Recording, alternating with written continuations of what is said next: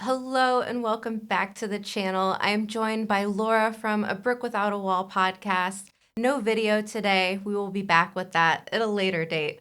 But I did want to say though, with these House of the Dragon posters, the new images they released of Alicent and Rhaenyra, they looked really good. I don't mean to like hate on Wheel of Time, but their posters for the show looked Oh, so they good do. in comparison to Wheel of They do. Time. The posters for House of the Dragon are, as far as like the imagery, it's wonderful. The composition of the Yeah, images is, it's great. the really rich colors, like it just feels rich and expensive, like the gold and red undertones. It looks great. I even like the bold little statements they put on fire to fire and blood for blood. Yeah, whoever created these promo posters, this was really well done. Visually beautiful, thematically, it gave me pause because like both women are crying. Alicent has tears in her eyes, Rhaenyra has like a tear down her cheek, and I'm like, oh, so like thematically, get ready for it. Who's ready to watch some women Right. suffer?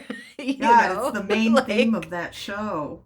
I will say, like, in comparison to the source material, Fire and Blood, the show is better. At least the chapters that are dealing with the events that are on the show, parts that go together. Reading that was just, it's so dry. Like, it's just, and I understand too, like, unreliable narrator. It was written by a maester. But the show does do a good job of setting up, giving the characters a lot more depth, Absolutely.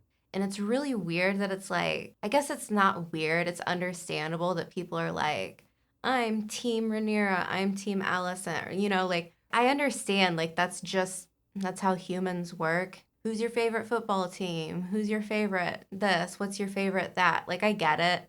That kind of like innate tribalism in us all to pick a side on everything. But it's really hard with these characters where I'm like, you are all awful. Yeah, they definitely are. And I don't think that the characters in House of the Dragon have near the level of character depth that the characters in Game of Thrones had. I think one of the things with House of the Dragon that for me personally would have probably made it a little bit more enjoyable is focusing on some of these other characters, specifically the daughter from Alicent Oh, and yeah. Damon's daughters. There are some wholesome characters in there that I really wanted to see more of. And I know there was a deleted scene of Damon with his daughters that didn't make the cut, I guess, which is really odd. Like, I understand wanting the shock value, but also I feel like the shock value has more of a gut punch if you spend time with the more sympathetic characters. Yeah, absolutely. Oh, absolutely.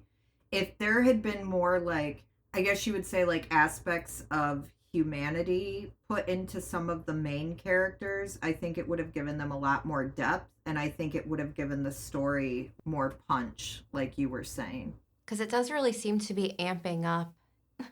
Like, it's like two mothers hate each other, kids killing each other. It seems like a very simple and straightforward story at this point in terms of just like vengeance and power. Another thing, too, that I'm looking forward to with this next season, I really need some time outside of King's Landing. Like, I need to get out of Yeah, there. I I really do. I think one of my favorite aspects of like if we're just talking about the shows is when you look at a Game of Thrones, we're everywhere.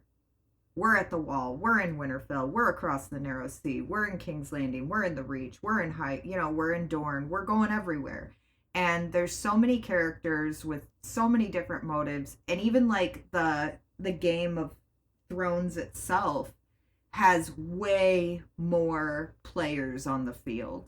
We have multiple factions, all with different motives, all doing different things. Everybody's trying to come out on top. But in House of the Dragon, we're really kind of left with just two factions. For me personally, it gets a little bit redundant watching these two women fight over the Iron Throne. I need more people who want to be on that throne causing problems. We need a Littlefinger in House of the Dragon. I'm pretty excited for the inclusion of the dragon seeds. So, like, they've got these spare dragons kicking around the landscape, but they're riderless. I'm excited for this, like, gold rush in terms of, like, who are we going to find to ride this Right. dragon? With House of the Dragon, you're really only focusing on the royals, like, and the lords and ladies. Like, this isn't a story about the smaller people. Right. Or at least in a Game of Thrones, like, you've got the wildlings, you've got servants, you've got, I'm thinking about, like, the hound. Gendry.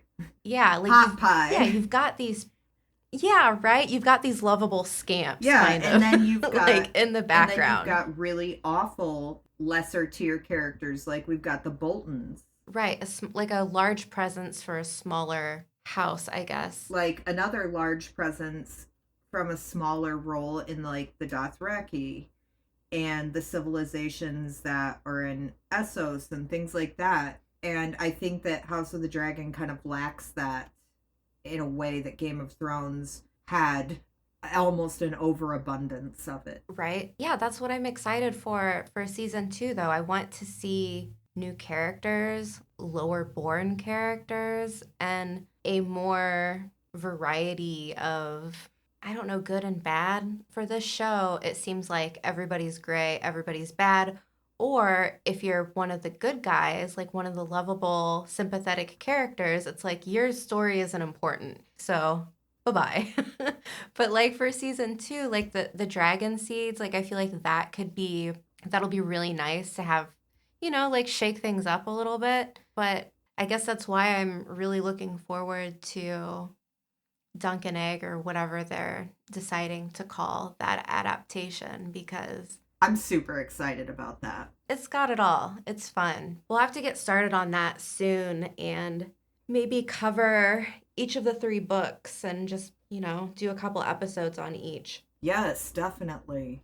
Well, you know what? To wrap things up on this, I will say that even if the plot lines and the storylines aren't, a 10 for me, you know what I am the most excited about? Ooh, what?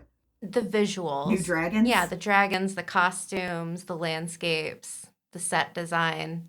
I do love the visuals and the creativity that goes into creating this show. Hard agree. Hard agree. The armor, like, Yeah. they do so well on this show, so well with just like the look. Well, do you want to wrap it up there?